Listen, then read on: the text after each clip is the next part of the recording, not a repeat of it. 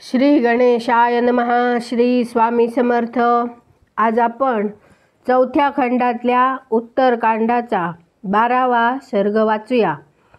आपण श्री वाल्मिकी रामायणाच्या शेवटच्या टप्प्यात पोहोचलो आहोत. हे रामायण जास्तीत जास्त लोकांना शेअर करा, लाईक करा, सबस्क्राईब करा आणि बेल आयकन क्लिक करून कमेंटमध्ये जय श्रीराम लिहायला विसरू नका. त्यामुळे आलेला प्रत्येक व्हिडिओ तुमच्यापर्यंत वेळेत पोहोचेल.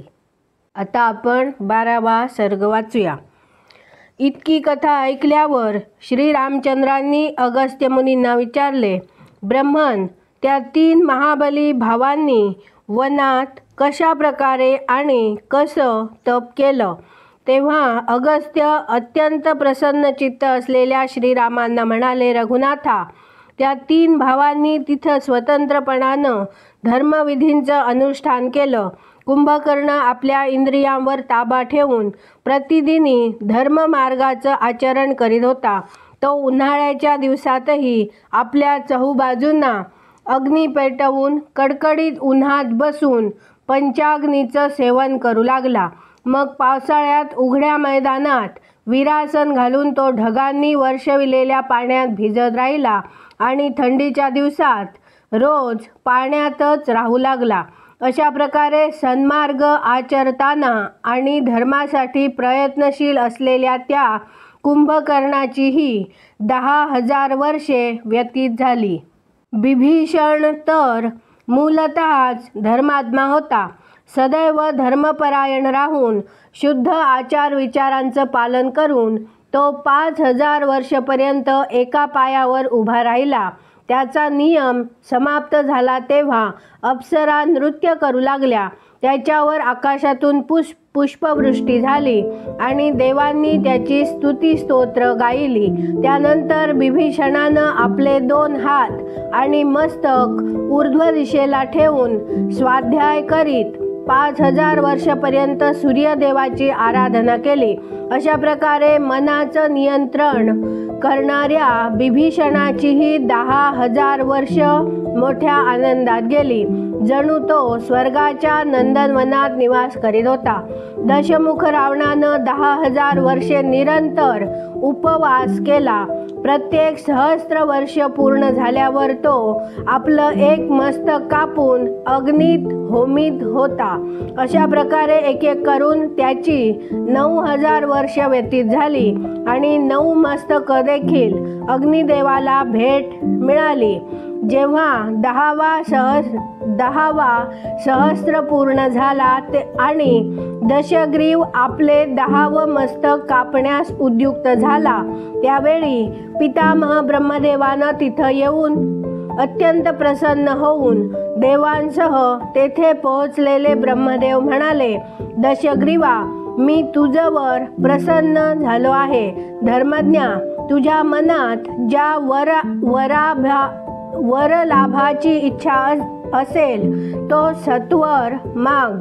सांग, आज मी तुझी कुठली अभिलाषा पूर्ण करू?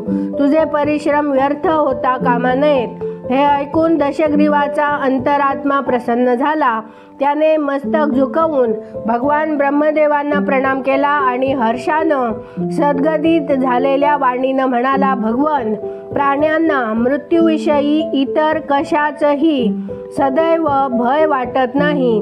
त्यामुळं मी अमर होऊ इच्छितो, कारण मृत्यूसारखा दुसरा कुणी शत्रू नाही. तो असे म्हणाल्यावर ब्रह्मदेव दशग्रीवाला म्हणाले, तुला सर्वथैव अमरत्व मिळणं शक्य नाही, म्हणून दुसरा एखादा वर माग. लोकस्त्रष्टा ब्रह्मदेव असे म्हणाल्यावर दशग्रीव त्यांच्या समोर हात जोडून म्हणाला, सनातन प्रजापते, मी गरुड, नाग, यक्ष, दैत्य, दानव, राक्षस तसेच देवांनाही अवध्य ठरावा देववंद्य पितामह, इतर प्राण्यांची मला यत्किंचितही चिंता वाटत नाही. मनुष्यादी अन्य जीवांना तर मी तृणवत समजतो.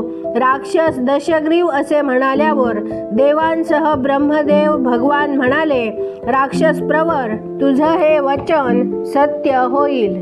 दशग्रीवाला असे म्हणाल्यावर पितामह पुन्हा म्हणाले, निष्पाप राक्षसा ऐक, तू पूर्वी अग्नीत आपल्या ज्या मस्तकांचं हवन केलं आहेस ती सारी तुझ्यासाठी पुन्हा पूर्ववत प्रकट होतील. सौम्य, याशिवाय आणखी एक दुर्लभ वर देखील मी तुला आज देऊ इच्छितो. तू आपल्या मनानं जेव्हा आणि जसं रूप धारण करण्याची इच्छा करशील तेव्हा तुझ्या इच्छेला अनुसरून त्यावेळी तुझं रूप तसंच होऊ शकेल. पितामह ब्रह्मदेव इतके म्हणताच राक्षस दशग्रीवाची ती मस्तके जी पूर्वी अग्नीत होमून टाकलेली होती ती पुनश्च नव्या रूपात प्रकट झाली.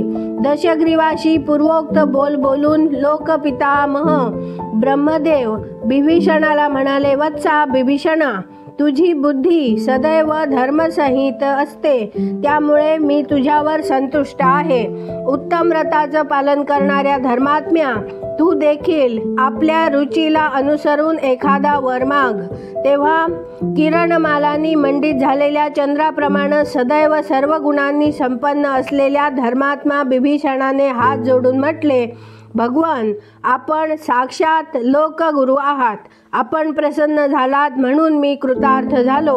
आता काहीही मिळवण्याचं बाकी राहिलेलं नाही. उत्तम व्रत धारण करणाऱ्या पितामह, जर आपण प्रसन्न होऊन मला वर देऊ इच्छित असाल तर ऐका. ज्या आश्रमाविषयी माझे जे विचार होतील ते धर्माला अनुकूलच असावेत आणि मी त्या धर्माचं यथार्थ पालन करीन. हेच माझ्या दृष्टीनं सर्वात उत्तम आणि अभिष्ट वरदान आहे. कारण जे धर्मात अनुरक्त आहेत त्यांना काहीही दुर्लभ नाही. हे ऐकून प्रजापती ब्रह्मदेव पुन्हा प्रसन्न झाले आणि बिभीषणाला म्हणाले, वत्सा, तू धर्मनिष्ठ आहेस म्हणून तू ज्या इच्छा करशील त्या साऱ्या पूर्ण होतील. शत्रुनाशन राक्षस योनीत उत्पन्न होऊनही तुझी बुद्धी अधर्मात गुंतलेली नाही म्हणून मी तुला अमरत्व प्रदान करतो. बिभीषणाला असे म्हणून जेव्हा ब्रह्मदेव कुंभकर्णाकडे वळले आणि त्याला वर देऊ लागले तेव्हा सारे देव त्यांना हात जोडून म्हणाले, प्रभू, आपण कुंभकर्णाला वर देऊ नका, कारण आपण जाणताच की हा दुर्बुद्धी निशाचर समस्त लोकांना त्रास देतो. ब्रह्मन यानं नंदनवनातील 7 अप्सरा, देवराज इंद्राचे 10 अनुचर तसेच खूपसे ऋषी आणि माणसं यांना खाऊन टाकलं आहे.